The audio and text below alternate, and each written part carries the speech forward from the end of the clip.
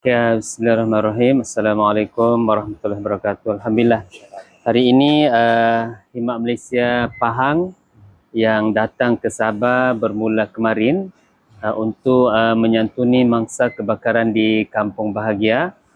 Misi kemarin mereka telah menyerahkan keperluan-keperluan wanita dan juga pek makanan kepada beberapa PPS termasuk di Kampung Bahagia di lokasi kebakaran. Dan hari ini mereka menyumbangkan sebanyak 7 buah kemah. 7 buah kemah ini akan disumbangkan di Kampung Bahagia. InsyaAllah kita akan sampaikan dalam masa terdekat. Untuk kemudahan mereka khususnya yang tiada tempat tinggal sebab dikabarkan mereka semua hangus kebakaran rumah mereka. Dan kemah inilah yang akan digunakan untuk berlindung sementara untuk mendapatkan rumah yang lebih baik selepas ini.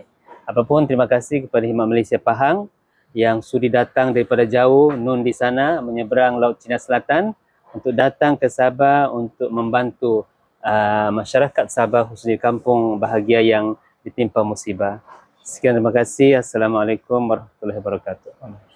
Jadi Alhamdulillah saya mewakili bersama dengan Ustaz Tuan Zamani mengucapkan ribuan terima kasih kepada cikgu kerana sudi menjadi pemudah cara pada kami daripada Khidmat Malaysia Negeri Pahang hadir dalam program kebajikan dan kemanusiaan yang berlangsung di Kampung Bahagia inilah. Jadi terima kasih kepada cikgu dan seluruh tim Khidmat Malaysia Negeri Sabah. Jadi insya-Allah kami akan teruslah bersama-sama dengan Sabah untuk melaksanakan program-program kebajikan dan menyebar luahkan dakwah kepada masyarakat di sinilah insya-Allah.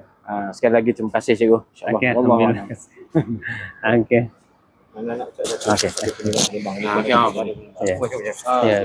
Bismillahirrahmanirrahim. Assalamualaikum warahmatullahi wabarakatuh. Sikit je. Anda nak ucapkan terima kasih pada penyumbang-penyumbang, individunya, NGO-nya, insya-Allah. Kita tidak akan terhenti di sini, akan ada lagi lah susulan-susulan kita dah bincang tadi, insya-Allah. Jadi terima kasih pada penyumbang individu dan juga NGO. Mungkin anda boleh sebut NGO Jalinan, Free Food Society daripada Kuala Lumpur dan juga kita ada tim daripada Sekretariat Anak Pahang dan Perantauan dan juga yang kita rancang bersama lagi sekali untuk kita santuni warga-warga yang terkesan dengan kebakaran di Kampung Bahagia, insya-Allah. Terima kasih semua. Okey, alhamdulillah. Alhamdulillah. Terima kasih dia. Terima kasih. Tumpang seketika.